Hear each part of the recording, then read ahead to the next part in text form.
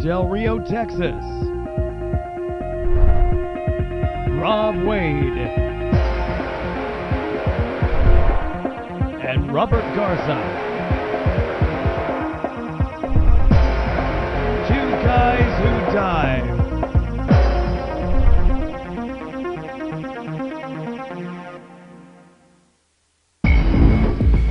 This episode of Two Guys Who Dive recorded live Saturday, 14 December 2013. Episode 88. 11 Shopping Days Till Christmas. Well, welcome once again to another exciting episode of Two Guys Who Dive, and I'm your host, Rob Wade, and as you can see, this is not Robert Garza next to me. This is my fake dive buddy, which we'll be using in a little bit of demonstration, illustration a little bit later in the show. Unfortunately, Scuba Bob called in sick, which seems to be a recurring thing with him, but you would think somebody who is as active doing the bicycling thing, for those who follow the podcast, know that he does a lot of bicycling. You would think he'd be healthier, but I guess this weather is definitely taking a toll. It's I'm not feeling 100%, but I'm dedicated to the cause, so I'm here doing the podcast for you guys. Checking the chat room. I know some people have said when they go out to ustream.tv to watch the show, it's coming across fine, but when they try to get into the chat, they can sometimes get into what do they call it, the social stream, which I'm not sure what the difference between that and the regular chat is, but I'm looking to see if one of my friends who's tried for the last two episodes to interact with us and has not been able to. I don't know if Ustream is changing some of their background APIs or something like that that's causing issues with different people trying to get into the chat room, but there's nobody in there now as far as I can tell. But so if you are watching live and you want to jump in the chat room, now here's the thing.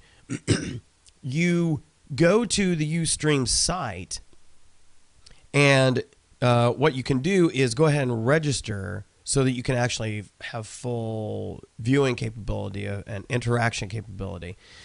That way you can get into the chat room and we can interact with you. That's fine if you just want to watch the show, but it's a lot more fun if we can interact with people who are watching live, because you can ask questions and there will be a delay. Just let you know off the top, right off the top, there is a delay between the time you see what we're doing, between the time that we do it and you see it. And it can get longer as the show progresses, usually because of the commercials. Since we have no sponsors for this show, the cost to do the commercial-free streaming it's pretty expensive. It's like $100 a month. And to do 4 episodes a month, roughly, without sponsors, that's kind of pricey. I got into this whole gig with setting up the studio and everything, not real cheaply, but to get a decent sound, to get decent quality of cameras, etc. The renovations that we did cost a little bit of money, and I'm obviously not recouping it in any way because we don't have sponsors, but I do want to keep the regular costs down, and so the compromise is I'm willing to let commercials fly on the Ustream. Maybe sometime down the road as we get more programming added in, which I'm working on some things, we may be able to get sponsors as we get more activity, but it's kind of one of those catch-22 things. You need to watch the show, preferably live, and interact and get your voice heard, and so that we can show that there's a huge viewership that we can get sponsors to. And we're willing to entertain the idea of promoting, not really full-blown commercials, but promoting things locally, if we can expand our viewership. I talk about a number of local organizations or interests here for the local Del Rio area. And I'll even promote, just because I like them, various organizations, companies, etc., even internationally, because Tara and I do go on our scuba diving trips, various places. And so if we like the place that we went, I'm certainly going to promote it. I'm certainly going to talk it up. For instance, this year in July, we went with some friends to Grand Cayman, and we stayed at Compass Point. An awesome place. We've shown some video from there. I'll probably queue up some more maybe before the end of the year, because it's always good to think about nice, warm, comfortable places when you're in the middle of cold weather like it is right now. Getting down to the 30s at night here, that's just not my kind of weather at all. But I like to talk about those places. When we went to Curacao, we stayed at a great place down there. Ocean Encounters, great place to stay, great dive operation, etc. So, but to try to increase viewership and interaction, I'll entertain a little bit more promotion of local things, etc.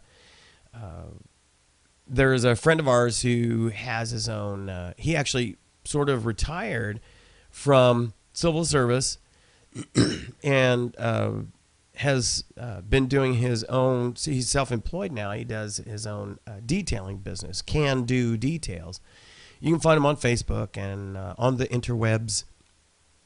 But we've kind of been we'll see each other at church, etc., and kind of say, hey, when you gonna pop in and be on our podcast? We'll kind of throw you a bone there. We'll talk about your business.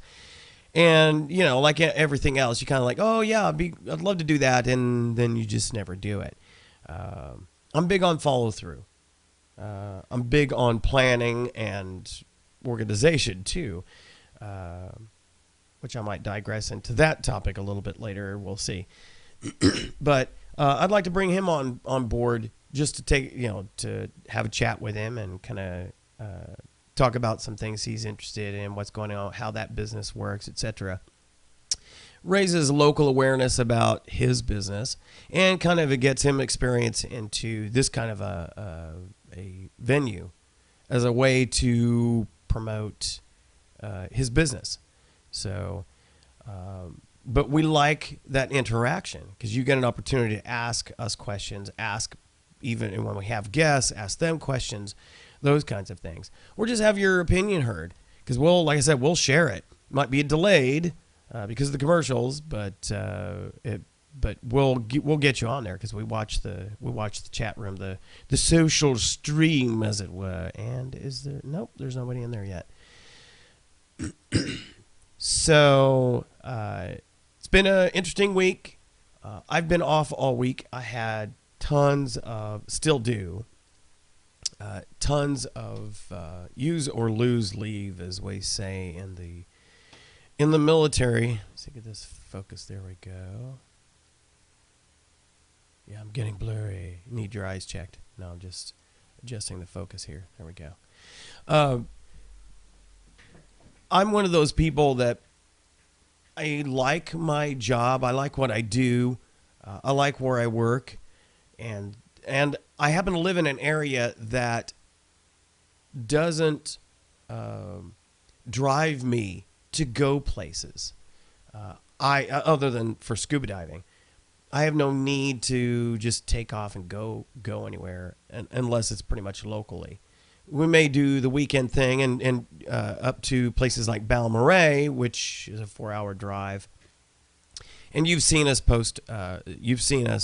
include video, pictures, and stories about that place in a number of our episodes. It's just one of our favorite places to go because it's easily accessible, great place to dive. just beautiful. It's just a beautiful area up there. But the the opportunity to go those places, obviously on those cases is going to cause us to not have an episode that week. But we like to take every opportunity we can to share those experiences with you. So, but this week I've gotten to do none of that. Taken off a small chunk of the use or lose leave I have. And the way that works, for those who are not aware, in a number of businesses and certainly in federal service, you can build up so many hours of vacation time during the year, and you can only carry so many hours across to the new year. So anything that you earn above this amount, you have to use by the end of the calendar year, or you lose it, you forfeit it. And it just shrinks you back down to the amount that you can carry over. Well, when you're like me and you don't need to vacation a lot, because kind of living in Del Rio, Texas, for me, is sort of like a vacation. I love the area. It's got its downsides, obviously, but those are minuscule compared to the upsides. I had a long conversation with one of our military folks about this earlier this week, as a matter of fact. But so I've been spending that time just kind of doing stuff around the house. And, of course, this is Christmas time. And you would think this would be a more relaxing time of the year, but, oh, no, you would be wrong. This is probably one of the more chaotic times of the year, in my opinion, because you've got all these parties or visits with family or other events that you're sort of obligated to participate in. Our church had our annual Christmas party gift exchange event last night, and of course that wasn't without its requirement to have some entertainment during the event, which moi is typically called upon to orchestrate all that, which I did, and it was fine. But just to prepare for that required me to invest time, not just in preparation for the event itself, but arranging music, etc. Because that's one of the things we do here at Ceti Fox Productions is I'll work on background music for upstagers, musical productions, or for myself, or for friends, or for events like this. So I do all that in the studio here. I have keyboard, have the computer that we do the podcast on is also my music workstation. So we use Sonar X2, great piece of software if you're into music production. You're on a Windows-based PC. And of course, the mixing board, etc., the microphones that we have are well suited not just for podcasting, but also for recording. So we're able to do all that stuff. But that's all work I have to do. Working out charts if we're doing things live. I do everything by ear, by the way. I am a musician totally by ear. I can read, when it comes to music, I can read the chord charts. I can read the notation as far as value, the beat value, not for the pitch value. I never was formally trained, so everything I do is by ear. So I have to listen to a song for all its parts and then work all those out to write the charts, the chord charts out for people in our praise teams, etc. So it's a lot of work to do all that. And then, of course, there's all the little honeydews around the house that needed to get done that you just don't have enough time in the evenings when you've got other things you're working on, like these productions, etc. So during the day, when I'm off is a perfect opportunity to do that. So it's been a very busy week for doing those kinds of things. It just seems like every time I turn around, something else would be interjected that would interrupt my flow with things. So it becomes frustrating.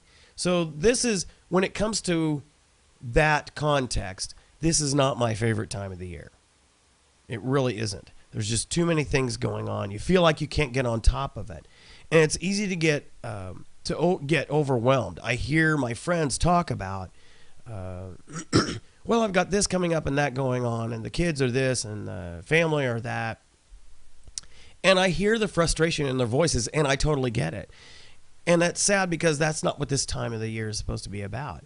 This is, if you're a believer, this is Christmas time. It's Christ's Mass. So it is about Jesus Christ. It's supposed to be about joy and gifts, but not worldly gifts, but it's the gift of life that we've been given. It's a representation of renewal for people.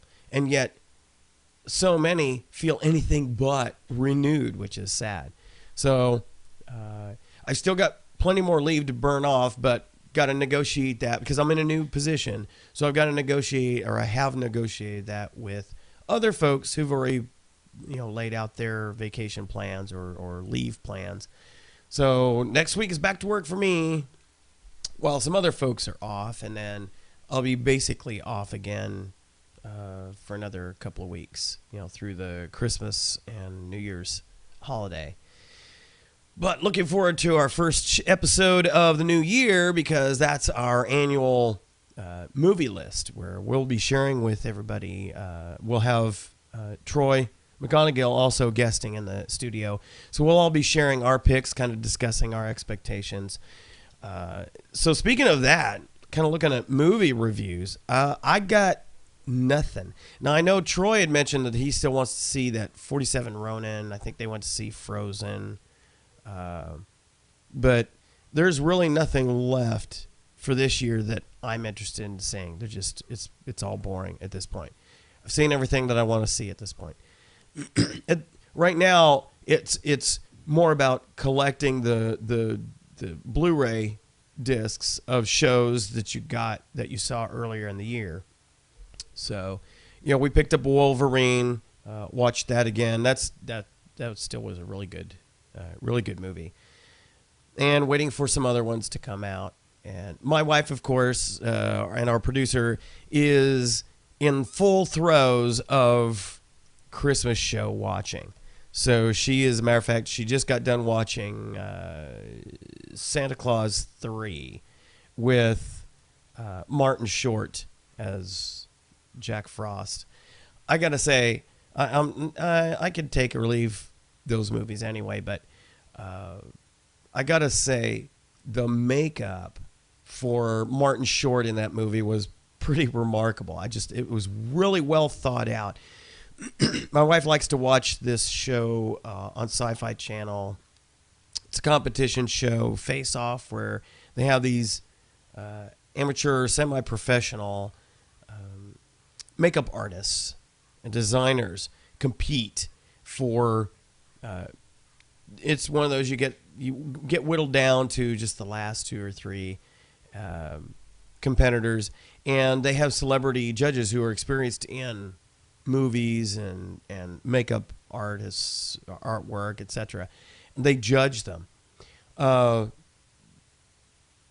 of the stuff that these people come up with in the competition are pretty remarkable, and it takes a lot of thought to come up with something that hits the mark on what you're trying to portray, while in many cases working the strengths of a particular actor's appearance.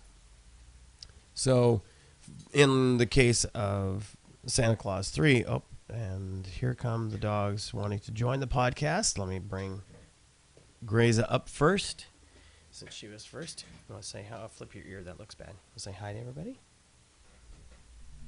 No? You just want to give me a kiss. All right. You go back to the back here. And here comes Mr. Ronan. hi. There's Ron. You want to say hi? Yeah, you do. Hi. Such a good boy. Every time they come to visit, it gets crowded on my chair because they both curl up, or not quite curl. They they lay down beside each other right behind me. And luckily this chair has a deep enough back that I could still at least moderately have my butt on it, but I get pushed to the edge. I'm getting to the point where I'm going to have to replace this chair because I've had to sit on the edge so much that that the cushion is broken down. It's not tremendously comfortable. So, yeah, but that's okay because I love my dogs. I take care of them. They're spoiled like some people treat their kids. Mountain lightning. Sort of like Mountain Dew, but not quite. So, where was I? Oh, yeah, the makeup. So if you look at the makeup of Martin Short in the Santa Claus 3, it really is striking. It looks fun. It's well done, and it doesn't completely overshadow his expressive capability. So that was pretty impressive. But anyway, she's in the full throes of enjoying her Christmas shows. She just finished watching that one, and I think now she's watching Scrooged, which is another good one. Bill Murray at probably his peak. Two of his best movies, I think, are Scrooged and Groundhog Day. And then as a diver, of course, special place in my heart, as it is for a lot of divers, the underwater world, or whatever it is, of Steve Zissou is a complete lampooning of Jacques Cousteau, but it's good stuff if you're a diver. Foul language alert, though, because there's bad language in there, but it's just so preposterous and kind of funny and just interesting setups there. So anyway, there are no movies at the end of this year that I'm interested in seeing. So we're just catching up on things. We're pretty much into the TV doldrums too. We follow Bones. We follow Continuum. We follow Haven. Almost Human. Tomorrow People. What else? Of course, Doctor Who. There's Castle. And all of them are pretty much... Oh, and Arrow. And those are pretty much now all... If they're not in their full season finale, because some of these shows have weird seasons. Back in the day, your season ran from September to March or February, something like that. And then they were spending the off time, catching up and doing more episodes, etc. Now, you really can't tell when the formal seasons are because they seem to just go whenever they want to. So we just watched the I guess they're calling it mid-season finale of Arrow and Tomorrow People, I think, and Haven. So most of these are all going to be coming back. If it's not the full season finale, they're all coming back around the middle of January. The other ones are probably not coming back till July. As a matter of fact, we also follow Falling Skies, which I think is a remarkable show. Well done. Great cast. But it finished up in July and is not coming back until July. So that's very frustrating. They're taking a full year to start that show back up. So we're kind of hitting those doldrums. So all of our shows are kind of on hiatus until at least January, mid-January. So this is going to be about 4 or 5 weeks now that we have to be 6 weeks to be without most of our TV viewing, because all it'll be is just Christmas shows from here on end, and various fill-in shows, mid-season replacements for shows that aren't making it, that kind of thing. So as you can tell, we follow mostly science fiction type shows. So that's this time of the year is kind of boring when it comes to TV and movie viewing for us. Interestingly, I guess it's a habit or tradition or whatever you want to call it for people to go to the movies on New Year's, on Christmas Day. I think we've done that once, but that seems like we know so many people who, well, it's Christmas Day, we've had our presents opened, we've had our dinner, and now we're going to the movies. Sadly, there's just nothing. I've looked. There's just nothing I want to see. So that's kind of depressing in a way. But that's okay. Maybe you find something and maybe you don't. Okay, so in diving news, one of the places that we like to go, we've gone a few times, is Cosumel. And they have, let me see if I can call it up here. Where is it? I thought I had a picture. Maybe I don't. Okay. Anyway, in Cosumel, a company or an organization, Cosumel Hyperbaric Center, has opened up a new state-of-the-art hyperbaric chamber on the island. Now, obviously, Cozumel enjoys a lot of scuba diving, so we're talking thousands of dives executed there. And they do have chambers, but this is a brand new state-of-the-art, has all sorts of the bells and whistles that has opened up there. It's a dual compartment chamber, and it can handle, they can manage the decompression table regimens for up to 10 patients simultaneously, which I think is remarkable. And they can handle treatment pressure capability of up to 6 atmospheres. So if you spent a lot of time, more than you were supposed to in the water, or you went really deep, even as a tech diver, let's say you blew your decompression stops, they can handle you up to 6 atmospheres. That's pretty interesting. They have closed circuit cameras. It's very spacious, roomy for people to move around. They can even handle people who have to be in there in a stretcher or wheelchair, because obviously, if you've had a dive accident and it resulted in more symptoms than just simply the bends, you could have experienced barotrauma, any number of injuries to your joints that make it difficult, if not impossible, to move. Then being in a wheelchair or stretcher may be your situation.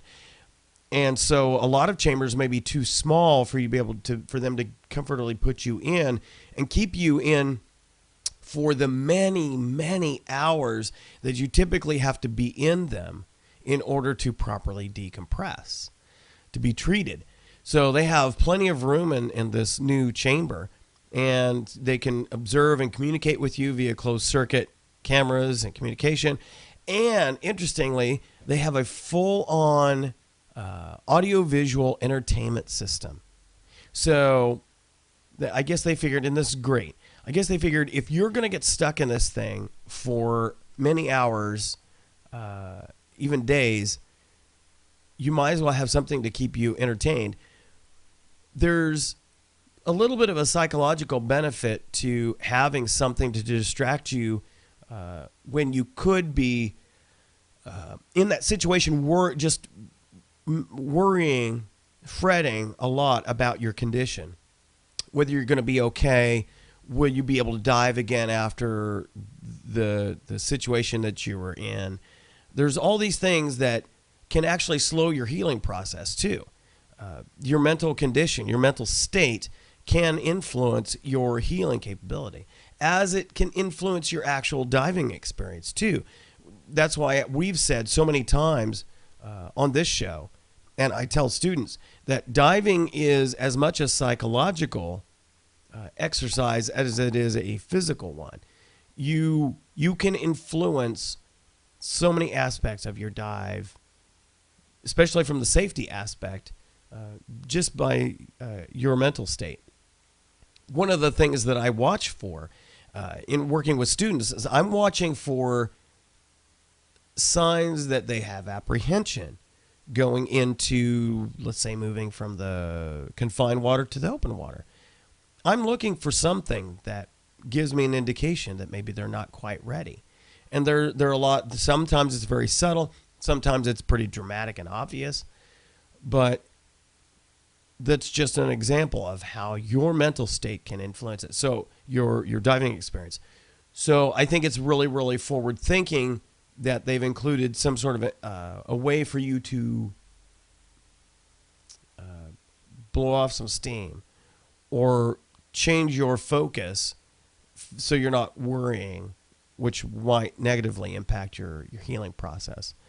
And so kudos to Cosumel on their new chamber. And by the way, this new chamber is designated as a preferred provider by Divers Alert Network. Speaking of Divers Alert Network, let me switch. Let's see if I can get my screen region. There we go. We're big fans of Dan, and it's a great site just for information. I mean, you can go look at their research. See if I can get it to activate here. There we go. They've got tons of great research that you can access and learn more. They've got workshops and conferences. Look at projects and studies that they have. They have online seminars.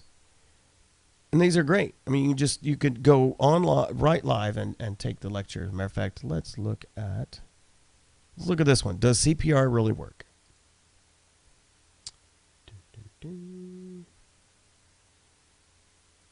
Sure, show all the content. Let's try this again.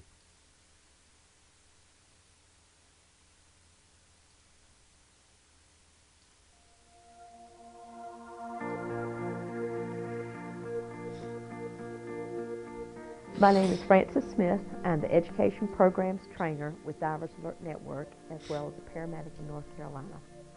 I've been teaching CPR and first aid for over 22 years. When someone's heart stops, CPR replaces the pumping action of the heart. The most thrilling thing in the world is to see someone who is dead in front of you, and after chest compressions and defibrillation, they sit up, rub their chest, and ask what happened. CPR saves lives. So you see, you have a lot of opportunities to observe some great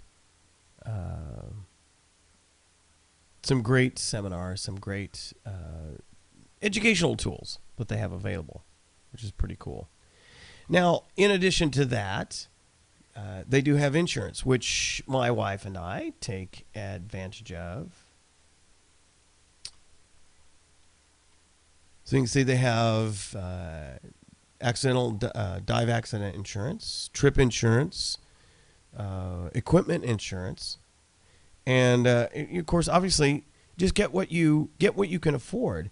But my wife and I actually have the accident insurance. We have the preferred. Matter of fact, let's see, dive accident. There we go. View the plans. Select the United States. So here's an example of what they have. And so $75 a year, you get the preferred insurance. And it covers all of this. I love this. $250,000 medical dive accident coverage. $15,000 for death and dismemberment, permanent disability. See all the things that they cover. And here were the last three I think are pretty cool. Especially if the last two are especially good if you're traveling. Is the dive vacation cancellation or interruption. because you could have some situations that you spent money on a trip. You don't want to lose all that, so you can actually recoup some of your costs for a cancellation if you have an injury. So that's pretty cool. But if that's a little steep, you can go to the master option. And so these last three, medical, non-dive, accident coverage is not covered. And of course, vacation, cancellation, or interruption not covered. And you have lower amounts that are covered for the actual accidents. If you want to go bare minimum, you go with their standard dive accident coverage. Covers $45,000. And, getting barometric or hyperbaric chamber treatments is expensive. So even that will help. And the beauty of Dan is you can contact them internationally and get help. If you're not sure of your situation or one of your travel companions' situation, maybe you had an accident or you suspect an accident, you can contact them and they will connect you with their experts. And they'll be able to tell you if it's indicated that you should go seek out a recompression chamber or some other conditions. They'll network the people together to get you from where you're at to where you need to be to get treated. They'll coordinate all of that, which is great. It's a fantastic service that they have. They have a pretty good store. There's a lot of things that you can buy. Definitely recommend their oxygen kits. I've got one of those that I use obviously for training, but it's great to have just for diving, just regular dives. They've got various size kits for that. Hard case and soft case. I love the hard case. Pelican cases rule as far as I'm concerned. Love them. And then you have your first aid kits, which, you could get first aid kits anywhere, but they have a really nice setup that's tuned, if you will, for diving situations. And then, of course, if you live in an area where you can access some of their training courses, you can actually take specific training courses with certified instructors. You see some of the things that they have opportunity there. Let me go back. You can learn more about about dive medicine. Get more information about what they learn. You can participate in some of their research as a diver. So it is well worth it to get connected with them. Even if you just join them just to get access to some of their statistics, their research, it's great.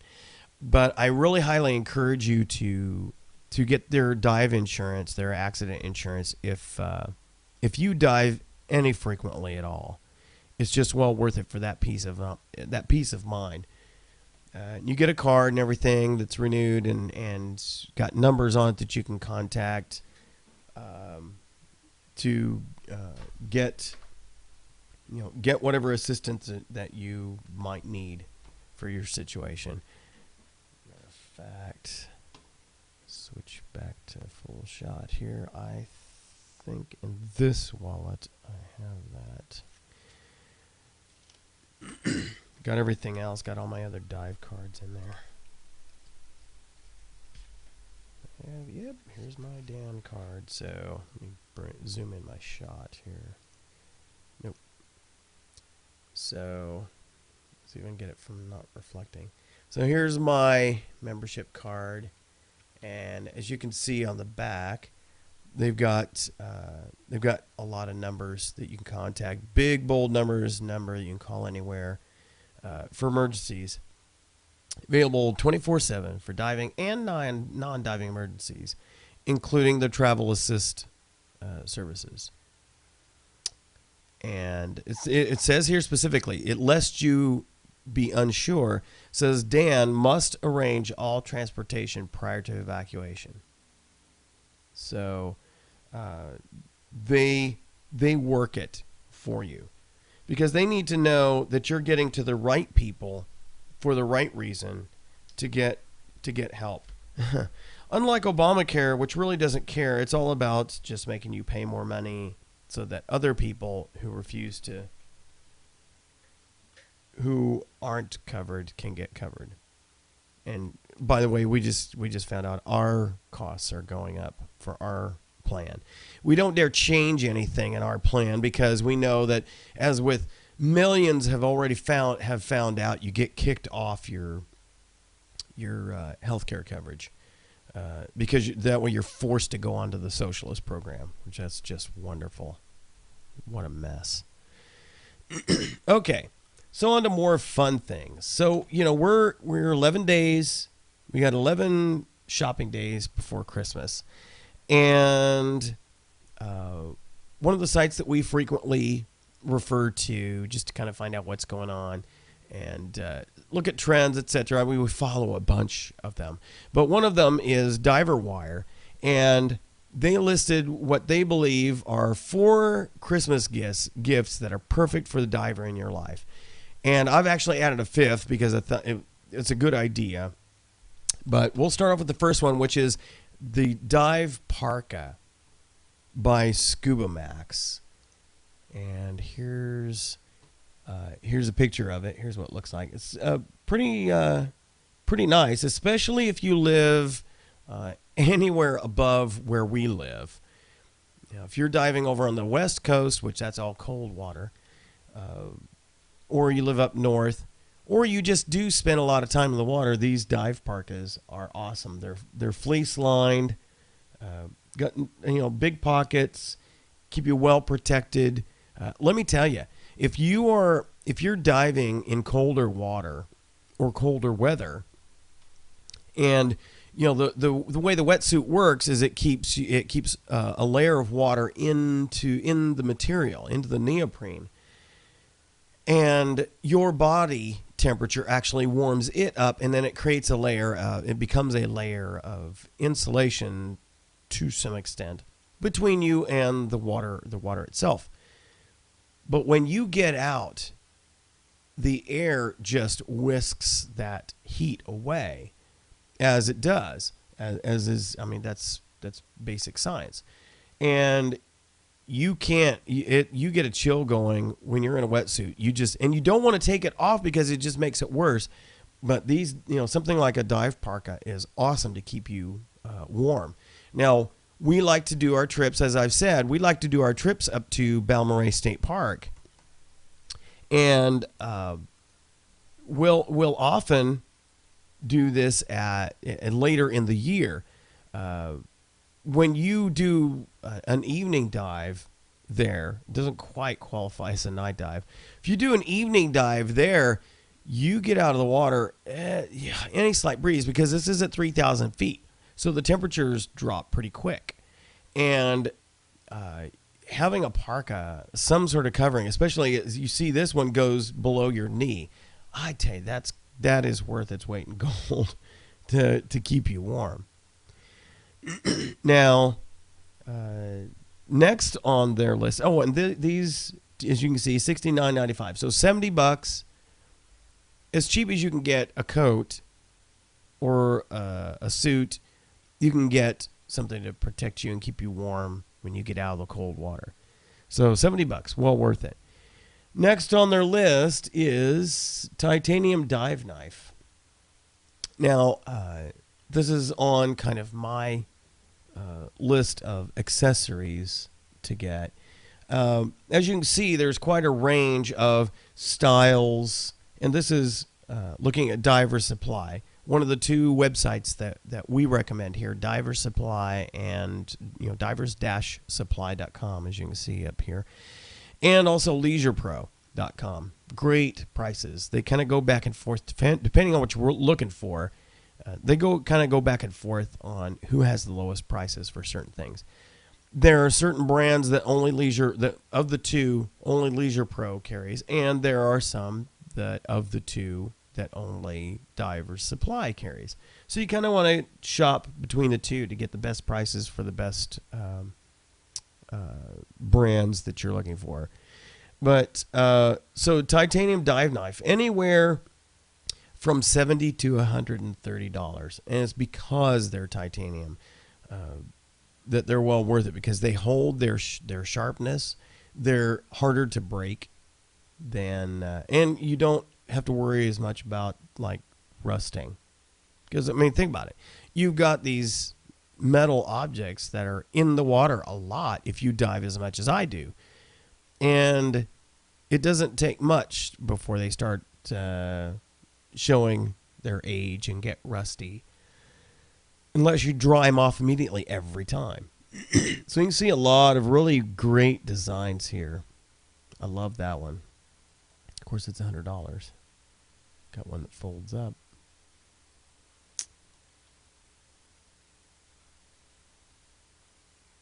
$129. Now, see, that looks like a standard. That's a pretty good size one, and that one looks clearly like it's one of those strapped to your, the old school strapped to your ankle one. That's a pretty interesting one. Some different styles. I prefer the blunt nose dive knives for one particularly good reason, and that's if you're trying to reinsert it to your into its sheath, and you have the knife in a location that is less easy for you to see, you can avoid poking yourself or your BC and puncturing a hole in either by using the blunt nose one. And also the blunt nose one can be used kind of like a screwdriver in certain situations, depending on what or a pry. It's harder for you to do that without breaking the tip off of the one on the bottom here, as you see in the picture. Now, as an added bonus, I'm also a huge fan of the utility scissors, which I think they are a must, in addition to a dive knife. Now, I'm going to use my little fake dive buddy here to kind of show you. This is my primary rig that I use, by the way. The Modus BC, love it. It's a little heavy though. I do not recommend it if you're for a travel BC, because it's just too darn heavy for that. But I keep my dive shears right here. There they are. See, they're rusty because I use them all. I take them with me everywhere. So and you see they have titanium ones. I didn't even know until I was looking these prices up that they had titanium ones. So now I'm up for that. I want to get some titanium ones. These are also known as EMT shears because emergency medical technicians will often carry them because they cut through so many things. The most common thing is they might have to cut somebody out of their seat belt because they can't get it unbuckled. If it's damaged and they can't unbuckle it, but they need to get them out, then these will cut through that stuff. So it's really important to have something like this available, and it's safer to use than a knife oftentimes. So I keep that in my zipper pocket because I'm less likely to need that. Now for the dive knife, I keep it in a very easy spot because you can always, if you can't see anything, it's easy enough for you to just close your eyes, reach for your shoulders, and follow the straps down. So as you can see, I've got my knife right here on the strap. Right there on the strap. Easy to find. I just follow the chest strap down. I can access it. Now, while I'm here, I'll show you a couple other accessories. I've got my backup lights, LED, I love this thing. We picked it up while we were in Grand Cayman this year on our trip. I always dive with a backup light. Sometimes, if I'm doing a night dive, obviously I have my primary, which is also LED now. But I tell you, you never know when you're going to be in a place where you need to see into or under something where there's not enough ambient light to see what you're doing. So I have my BC light attached to a retractor, so it keeps it close, easily accessible. Again, all I have to do is reach up, follow my arms down, and there it is. And so pull it out, use it, let go, it goes back up. And similarly, I have here a retractor for my console, my computer, my pressure gauge, my compass, all on the console. So I just simply clip it to there, and I can hold it out, read what I need to read off of it, and let go, and it snaps back. So it keeps everything more streamlined. Now I also have another recommended accessory is some sort of a signaling device, underwater signaling device. They make these in a number of different configurations. Some are metal. This is lighter. It actually floats. So, but as you can hear, it just makes a simple rattling noise. It's got little bearings or BBs or something in there. And so those are very good to get someone's attention because, let's face it, underwater, no one can hear you scream. It's hard to be heard when your vocal cords can't actually project underwater. But there's no mistaking this kind of a sound when you hear something rattling. And if you know, and all of these will have slightly different pitches, depending on the size of the bearings that are used, the container itself, if it's metal, etc. You could get yourself one and your dive buddy a different one, and so you learn to recognize each other's sounds. And so it makes it very convenient to get someone's attention if they're a little bit far away or they're looking somewhere else and you can't reach them to tap them on the shoulders. Hey, look at this over here. If you can just rattle this to get their attention. I use it obviously for signaling students most frequently, but very convenient, very inexpensive device to have with you. So anyway, dive knife, titanium dive knife, or the dive shears. You can see the shears.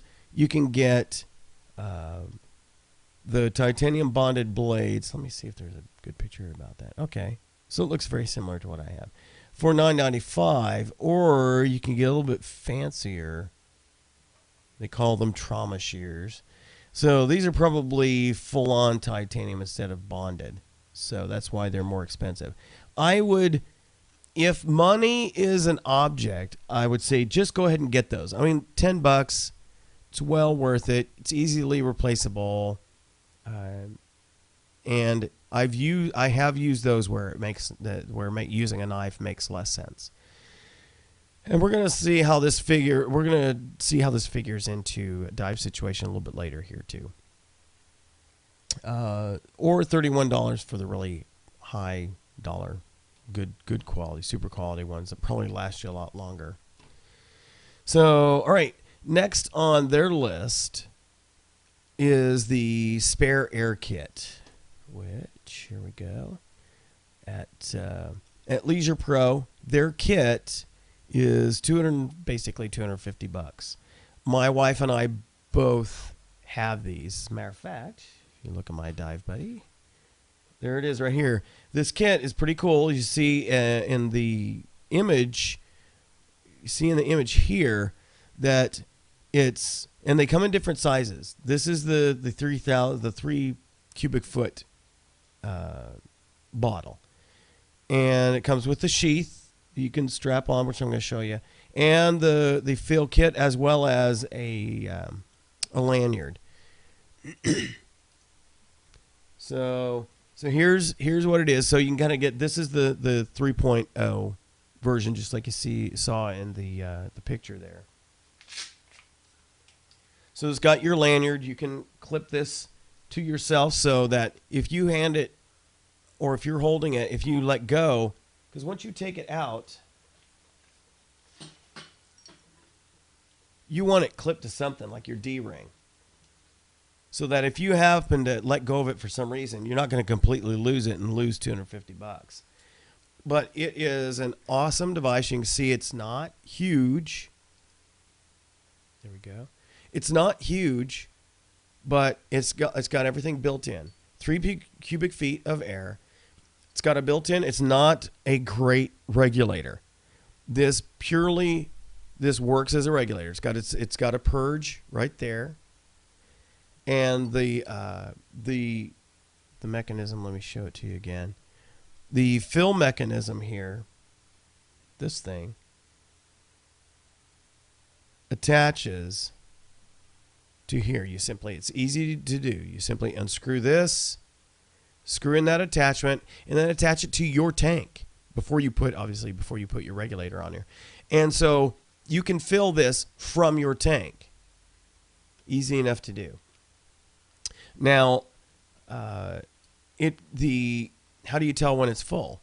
Well, interestingly, it's not the greatest of methods, but there is a valve here on the stock one that is simply I wonder if you can see it in this picture. Probably not. No.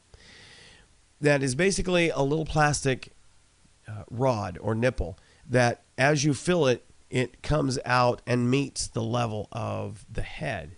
But you can buy for $30 or so an actual gauge. Let me see if I can zoom in here. Probably not. Yeah.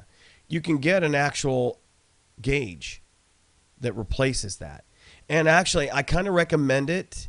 It's well worth it as an added item, because I have had a situation where there was enough extra pressure in the tank that I was using to fill this off of that it actually forced the rod to go out, and so obviously there was no way to hold the pressure in, so it bled all the air out.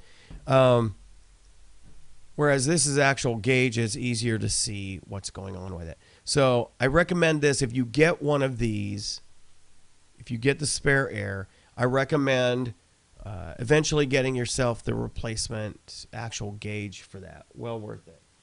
And the beauty about this is it's easy to travel with.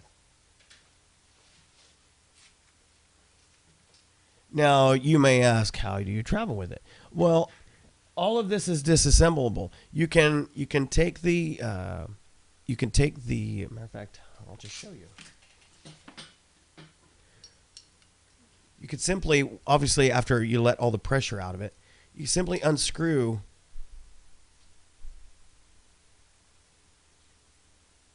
the cap/regulator off of it. See, that's all there is to it. And there's an O-ring you need to check, properly lubricate it. And there's a little rubberized plastic cap that goes over this, and a cap that goes over this. But and then there's a clear plastic zipper case that all of this can go into, so that when you're traveling and you let the TSA know when they're going to scan your bag, that you have dive gear and that you have a spare air, but it's disassembled because you can't travel with a bottle that has actual compressed air. The reason should be obvious if you're a diver. Because if it's not healthy for you to fly immediately after diving because of air compression issues, it's not safe to travel with a compressed bottle. Okay, so anyway, you disassemble it, put those caps on, and it's in a clear plastic bag. Bag, heavy-duty plastic. The TSA folks can look at it and see that it's safe for travel. They can easily open the thing up, take the plastic caps off. You just hope that they put it back on to see that there's nothing dangerous inside. Obviously they're looking for potential terrorist attacks, etc. And so they need to be able to know that that everything is safe, especially if you're bringing a bottle like that, which would immediately rouse suspicion if they weren't aware.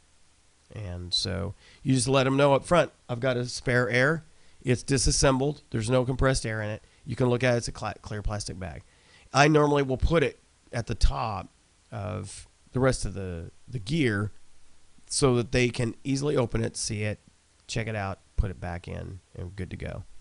But $250. That's for this size. You can get smaller ones that cost less, but man, I would not recommend this if you're into solo diving or self-assisted diving. I would not recommend this as your pony bottle. There's just simply not enough air. But I have practiced with this, as you should practice with all of your skills and any emergency gear that you have. I have practiced with this to see if I could get to the surface from what is a normal dive for me.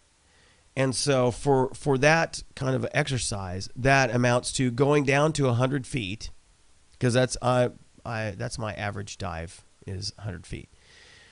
Going down to 100 feet and then switching to that and then working my way to the surface.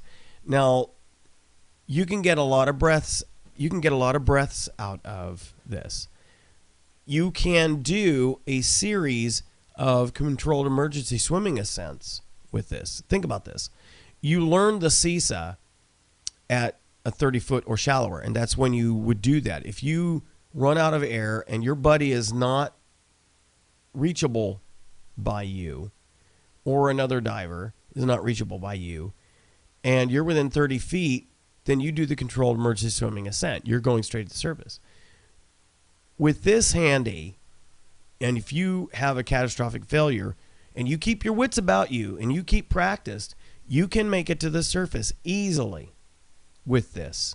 I practice with it several times a season just to keep my skills up. And it's easy to do. You just keep your wits about you. This gives you your way to the surface if all else fails, because it's a completely separate, fully self-contained breathing system. It's not going to be the easiest breather. I will tell you, at 100 feet trying to breathe off of this thing, it's not great. But again, as long as you're not panicking, it still breathes fine. It's still feeding you air. And as you get to the surface, the breathing gets easier, and you'll make it safely to the surface. So it's well worth it. And like I said, my wife and I both have these, and we dive with them. It's a great safety net. There's huge debates over the value of these. There are people who absolutely hate these, and because they will insist that they're diver killers, and it's only because they are convinced that people simply use those as an excuse to have bad dive habits. I don't. I stress diver safety. I stress not diving beyond your training and experience. I stress not pushing yourself to the limits of the tables or your gear. This is a safety net in case you've done everything else right and the unthinkable actually happens and you happen to have a full-on catastrophic failure. Knowing I have this, I'm cool. I'm okay. I can make it to the surface if all else fails. If you're into solo diving, I highly recommend getting a full-on pony bottle, at least 19 cubic feet. You kind of have to balance it against. It's all risk management. All of diving is as with any other sport or activity, it's risk management. You decide, what are the chances of something happening? How bad could it be? and what am I willing to do to mitigate those risks. In the case of solo diving, you don't have your dive buddy with you, so you want something more substantial than like a spare air to be there, to be your second. So something like a 19 or larger. I don't want to carry that much extra weight, so a 19 is perfect for me, which was why it's on my Christmas list, as you saw a couple episodes back. The fourth item on their list is the Dive Alert and Dive Alert Plus. And those range from $42 to $76. And as you can see here on Diver Supply, there's different versions that work with the different types of BC manufacturers. Because believe it or not all BC hoses are the same, and you may be in a situation like, if you look here, they've added this mechanism to the Oceanic that has BC, that actually has the octopus, the alternate air source, on the inflator. So you can actually breathe off of this as well. So you need a special connection in order to have a special version of the Dive Alert to connect to the Aris or Oceanic. But if you're just using a standard power inflator, this one, then just the standard D1 works fine. This is going to be good for most of your devices. But if you have a version that has the built-in octopus, then obviously there's a special version of the Dive Alert or Dive Alert Plus that goes for that. So this is a air-activated sounding mechanism, alerting mechanism. A great tool to help you be rescued if you run into trouble. If you've ever seen the movie Open Water, there's a number of teachable moments in that movie. I actually love it from an aspect of psychology, as well as learning what not to do and how you can counteract these various root causes. Signaling devices are important. I carry a mirror. I went the cheap route. I went down to Walmart and got one of those little compact mirrors that has dual mirrors in it. You can actually buy rescue or safety mirrors from these websites, and that costs you a lot more than just getting a simple compact from Wally World. Matter of fact, let me see. Pull mine out. There we go. Love purple, so I got the purple one. There we go. So here you go. Basic deal. Makes a great, inexpensive way to signal somebody. If you're at the surface, reflect off the sunlight, hit there. I like this because it's got two mirrors in it, so I can increase my potential signaling capability.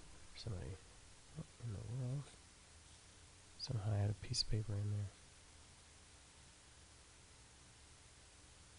It's like a secret toy surprise. There's nothing in there.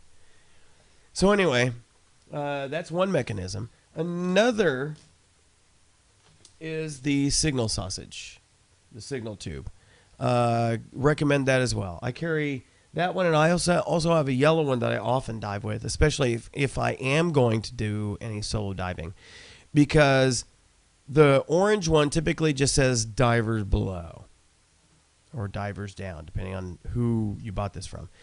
And so it's inflatable, hangs at the surface, and lets people know there are divers down here. The yellow one I have says emergency. The reason why I have it is if I'm solo diving, it's one thing that had to float up the divers down. But if I have that one up and throw up the bright yellow emergency one, that should be a signal to anybody who comes around that I'm in trouble. And so hopefully they'll be contacting the park service, because I'm typically diving out here. They'll contact the park service and send out some help. So well worth it to include one or both of those. So those are the four perfect gifts that Diver Wire recommends. The Dive Parka by Scuba Max for $70, the titanium dive knife for $70 to $130, and I also recommend some titanium dive shears to go along with that. The spare air kit for $250 or less, depending on if you get the smaller ones. And then the Dive Alert Plus for $42 to $76 to signal people at surface. They're very loud. Better than a dive whistle. So why might you need some of these things? Well, I've got one of these lessons for life to share with you. There was a story about a diver named Jake, who he'd been diving for 10 years. Very, very experienced. He's a California diver. That's cold water. But one of the things about diving in California area is you've got kelp beds, kelp fields out there. And those are a very popular dive location for folks because there's something otherworldly about diving amongst streams of 30-foot thick plants that just seem to defy gravity. It just looks awesome, but there's potential dangers there. But this guy had been diving. He's logged hundreds of dives, but his big thing is he wasn't a diver just for the sake of diving. He liked to hunt for lobster. You know, I love lobster. You put a lobster in front of me, I'm gonna chow down on it. That's like third on my list. I love snow crab, then shrimp, then lobster. Love them. But that was his big thing. He was an avid lobster hunter. So he was diving in a place he'd been diving many times before, kelp forest off of California. And the beauty is lobsters like to hang around there because it's easy for them to be concealed, but they're easier to see for divers who like to hunt for them. So he liked to go there. Now, the beginning of this diver's problems start with the fact that he preferred to dive by himself. Now, obviously, he was not one who dove with all sorts of redundant gear, which you really need to do if you're going to be self-assisted or solo diving. Of course, he gives the same kind of reason that you often hear from people who use excuses to dive solo. Doesn't want to worry about another diver. The kelp is so thick, it's difficult for two divers to hang together, which is true, but bad choice when you don't have any kind of redundancy. And so he was diving by himself. This location was only about 30 feet down, so it was a shallow dive. You can control emergency swimming and ascent, do the CSA to get to the surface if you run into problems. But this also meant that when you're that shallow, the surges, the surf, the waves influence the kelp movement as well as your movement. You're going to feel that sway. So you're going to have movement that you are not 100% in control of. These are the kinds of things as a diver you need to be aware of. Be cognizant of your surroundings. What situations will arise that are outside of your control that you need to have appropriate risk management considered for.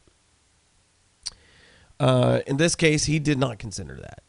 So what is based on the investigation, because there's a lot you can assume, but apparently what happened is he had gone after a lobster and realized he was snagged on something. Something was yanking on him, pulling him back. So if you're not paying attention, it's easy when you're in thick kelp or other thick underwater foliage to react normally and make things worse. In this case, what looks like happened to him was he reacted to kelp around his foot, probably snagged on his fins, and so he knee-jerk reaction. He twisted around to look to see what was wrong. Well, when you do that, you don't realize that the quick motion, you're probably going to snag some more kelp, like on your scuba tank, on the regulator, on the tank valve. And he was also carrying a game bag, a bag where he had collected as he collected lobster. He put him in there, and it's probably lanyarded onto him. So he's reaching back to try and find out what's going on and making it worse. So then all the twisting and turning starts wrapping this kelp around him, around his gear, around his bag, more and more. Well, at some point he realized the only thing he can do is he's got to get to the surface, because he was in a full-on panic. So somehow he's able to launch for the surface. It's only 30 feet. So he breaks the surface about 50 feet from the shore, because another diver actually saw him, and he's trying to signal for help. This Jake signaling for help before he got pulled back down. Well, by the time the other diver that saw him got rescuers out there, they got to him. He was already unconscious. They tried to resuscitate him and were unsuccessful, and so he died as a result. When they found the guy, he had air in his tank, but the regulator was out of his mouth. And see, that is a typical thing that happens with somebody who panics. They actually spit out the thing that's keeping them alive because they're trying to get to the surface, and they don't realize. Never take the regulator out of your mouth. Never take it out of your mouth until you are safely out of the water, because anything can happen to make this worse. So there were so many things that went wrong with this, starting from the decision to dive by himself. He didn't have a dive knife. And so here's the thing. When you're diving in kelp, that it's very thick. It's very fast growing. It can grow up to a foot a day. That's amazingly fast. And it is very, very strong. It's almost impossible to actually to break it, but you can cut it very easily, actually. So if you had a knife, if you had dive shears, you could cut yourself loose. But again, it's all about keeping your skills practiced, keeping a calm head. You've got to make sure that you've got to make sure that you stop, breathe, think about the situation, and then you act. One of the skills that we teach in the course is how to get out of your gear. If it's snagged on something, it's perfectly good to keep the regulator in your mouth, be able to get out of your gear so you're looking at third person, then cut it free of whatever kelp, other underwater foliage, fishing line, any number of things that you could be snagged on. But the first thing you do is just stop. Keep your movements slow, purposeful. Breathe. When you get into a panic, you start going through your air faster. You start hyperventilating, and you make bad decisions because your focus, you become myopic. And pretty soon you can't see or do anything. As far as problem solving and self-rescue, carry the proper equipment. Make sure you have everything you need to help you in a situation, especially if you are bound and determined to dive by yourself. Now, in this case, he didn't need spare air because he had air in his tank. He just spit the stupid regulator out of his mouth because he panicked. He didn't stop, breathe, think, and act. If you're holding on to something, in this case, he still had his game bag in his hand. If you're holding on to anything that is becoming a hindrance to you, think about it. It's easy enough to replace a thing, but not you.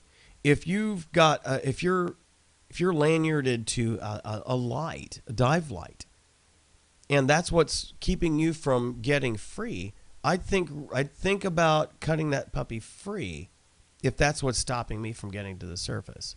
because you can replace a dive light. Even the most expensive one can be replaced. And if you get insurance, gear insurance, you can get it replaced anyway. So let go of your game bag or anything else that you're holding on to. We shared a story earlier this year, maybe last year, about a guy who'd been lobster hunting, and he got up to the surface of the boat, and he ridiculously he had hold of his lobsters. He took his BC off and handed that off, but he was not weight integrated. He was still wearing his weight belt. So guess what happened? A wave hit the boat. He got knocked off the ladder, and he sunk to the bottom. He was drowned right below the boat, still holding on to his dive bag, weights still in place. Think. Common sense. Practice your emergency skills. I cannot stress enough. Like I said with the spare air, that is a piece of equipment that I use regularly, or I dive with regularly. I practice with it on a fairly regular basis. Several times a season, I will practice with it. I'll fill it up. I'll decide, you know what? This is a good time for me to do this. I'll pick a depth that I want to work with, and I will do an ascent with it only. Keeping my mindset, and I pretend, okay, I'm out of air. What do? All right, I have it right here, easily accessible to put in my mouth, start breathing, work my ascent. Practice your skills. Practice your mask clearing. Practice your mask removal and replacement. Practice getting out of your BC, getting back into it underwater. Practice accessing wherever you keep your dive knife or your shears. Practice getting those. Even if all you do is just practice removing it, putting it back in. Removing it, putting it back in. Finding it, close your eyes. If you can't find it with your eyes, if you can't find your emergency gear with your eyes closed, it's not properly located, in my opinion. And then the final thing is dive with a buddy. If you are not sufficiently practiced and equipped for self-assisted diving, dive with a buddy. There's just no getting around that. He could have avoided all of this. Could have been avoided if he had had a buddy with him, but he insisted that he go solo. So there were so many mistakes that were made there that ended his life tragically. For an experienced diver, sometimes, unfortunately, the most experienced divers make the most stupid mistakes because they get complacent and nonchalant about the safety of their dive. All right. And, it's so funny. I'm here by myself and going an hour and a half in the show. Last but not least, I'm gonna start kind of speaking of organizations I'm going to advertise for or hawk or share about, whatever you want to call it. This is one I'm going to do pretty regularly. A Pet's Wish in Del Rio, Texas. A great place to help abandoned or otherwise neglected, mistreated animals. We volunteer with them.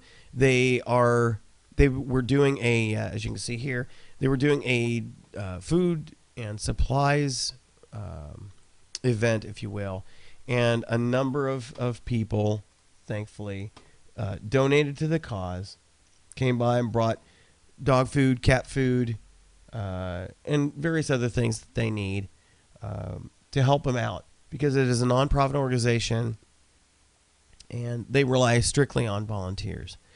And they're looking for more help. You just can't have enough help. The more people that volunteer for an organization like this, and if you went by there, if you live in the Del Rio area, if you just go by their place, you see how badly some of these animals have been treated, and this organization does a great job to rescue them and find new homes for them. there's so many ways you can volunteer to help them out. You can foster animals while they try to reconnect these animals with their owners. And of course, you can adopt. Now, for animals that are going to be adopted, they go through the whole process. They get them spayed or neutered, microchip them so they're more easily identified if they do turn up missing. Just a great cause. They are always looking for people who can help with their events, like tomorrow at during the day, in the morning, and the afternoon. They'll be at our local mall here, this Plaza del Sol Mall. Again, they were out there last weekend. They'll be out there with another drive, for adoptions, etc.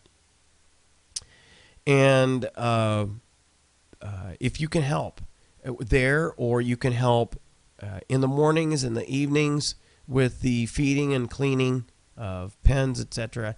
It's a very basic routine. Takes about an hour and a half if you're inexperienced, about an hour if you get your routine down. They're always looking for people to just help them out. You can get on their volunteer list, get on their schedule, and you can just do it. If we have a lot of people, then you may only have to do it once every 2 weeks, or maybe cover for somebody who's out of town. My wife and I like to have kind of set aside Monday evenings, because that's one of the few times we're free. But like this coming Monday evening, we're not available because she's going to be out of town, and I'm going to be assisting with an event at our church. The local high school and middle school are going to be doing their Christmas performance there, and so I also assist with the media department. So I'll be helping with the tech rehearsal tomorrow, and then the actual performance on Tuesday. So I'm not available to help with the feeding, etc. on this coming Monday evening. So having somebody available makes this so much easier, faster. The more people that they have, the better, because it is a lot of work to do this day in, day out. These animals need taken care of every day. Now, it's actually quicker right now because they got a number. We were able to adopt out quite a few last weekend, but as you can see, there are some more coming in because people find these animals.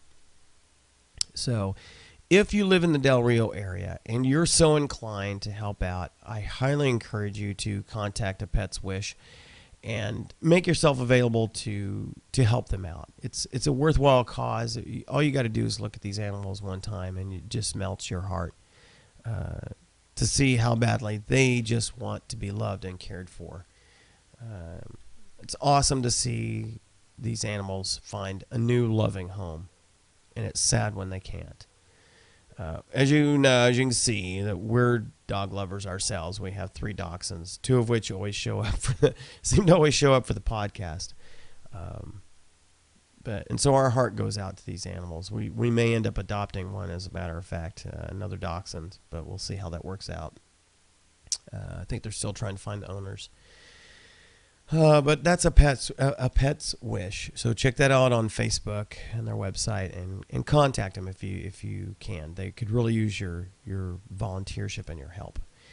All right, as we wind down here, Administrivia. Next Dive Club meeting is 16 January, 7 p.m. at Rudy's Restaurant. No dive classes unless you're really, really crazy. It's by request only. And you got to pay big money if you're going to get me out there to do that.